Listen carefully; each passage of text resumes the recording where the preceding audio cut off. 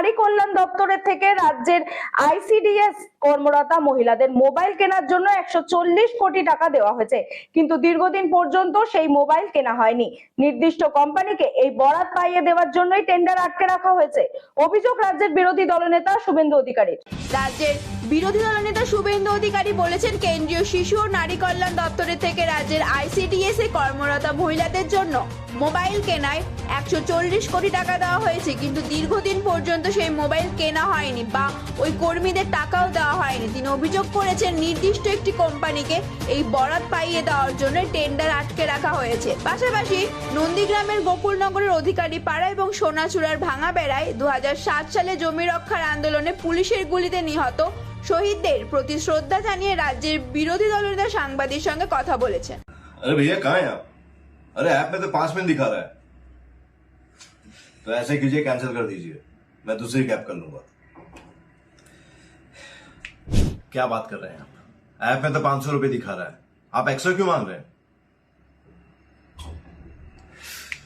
क्या आप भी रोजाना ट्रेवल करने के लिए कैब बुक करते हैं? और क्या इसी तरह के एक्सपीरियंस का सामना करना पड़ता है आपको भी? तो आइए, अब इस एक्सपीरियंस को बेटर बनाने का टाइम आ गया है रेडी टू कैब के साथ।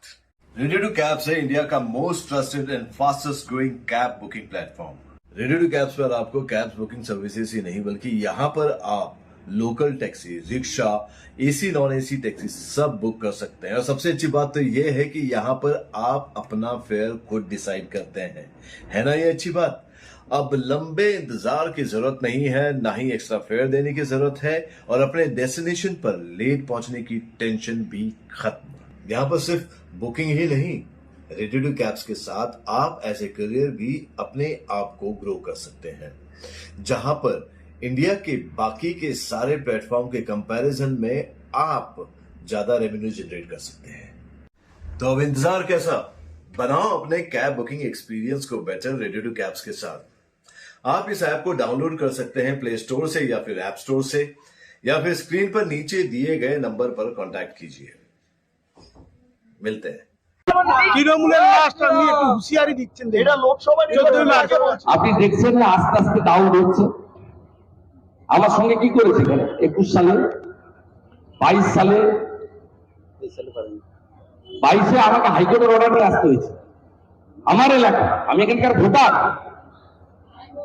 এখানে জমি আমার আছে, আমি এদের অন্তরে ঢুকে আছি। কখন কি পদে থাকলাম রয়ে গেছে, এর সঙ্গে আর্থিক সম্পর্ক 2003 সাল থেকে আসি আমি।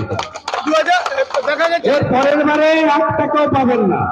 2023 ছাঁট মানুষগুলো ঘুরছে না, এদের 1 টাকাও পাবেন না। অনেককে দেখলাম আপনার সঙ্গে, আজকে দেখলাম অমিত শাহ বলছেন মুখ্যমন্ত্রী সিএ নিয়ে রাজনীতি করছেন, এই রাজনীতি বন্ধ হওয়া উচিত অবিলম্বে। বলছেন এমন কিছু তথ্য দিন যেখানে মানুষের নাগরিকত্ব চলে যাচ্ছে, সেটা লেখা আছে সিএ তে। আরে আমি কালকে রানাঘাটে বলেছি 20,000 লোকের সামনে, একটা লোকের নাগরিকত্ব গেলে আমার এমএলএ সিট থেকে রেজিগনেশনটা নিয়ে যাবেন। আমার চ্যালেঞ্জ মমতা ব্যানার্জি নিতে পারবেন? একটা লোকের নাগরিকত্ব যদি না যায়, আপনি রেজিগনেশন দিতে পারবেন তো? আপনার দোকান কাটা, নন্দীগ্রামে হেরো মুখ্যমন্ত্রী হয়েছে, আপনি পারবেন না, আমি পারবো। আমি বলছি তো আপনাদের, একটা লোকের যদি নাগরিকত্ব চলে যায়, আমার রেজিগনেশন লেটারটা নিয়ে যাবেন। আমি এখানে 4 সালে দাঁড়িয়েছি, আমার জুতা জামা যা ছিল তাই আছে। আমি আজকে মাঝে মন্ত্রী, সাংসদ, এখন বিরোধী দলনেতা। আমার কোনো পরিবর্তন হয়েছে নাকি? আগে রাজ্য পুলিশ কটা ছিল সিকিউরিটি, এখন কেন্দ্রের পুলিশ আছে। এর ছাড়া কোনো পরিবর্তন আছে? কোনো পরিবর্তন আছে? কোনো পরিবর্তন নেই। মমতা ব্যানার্জিকে চ্যালেঞ্জ করছি, নাগরিকত্ব যদি কারণ না যায়, আপনি পদত্যাগ করবেন তো বিরোধী দলনেতার চ্যালেঞ্জ গ্রহণ করবেন।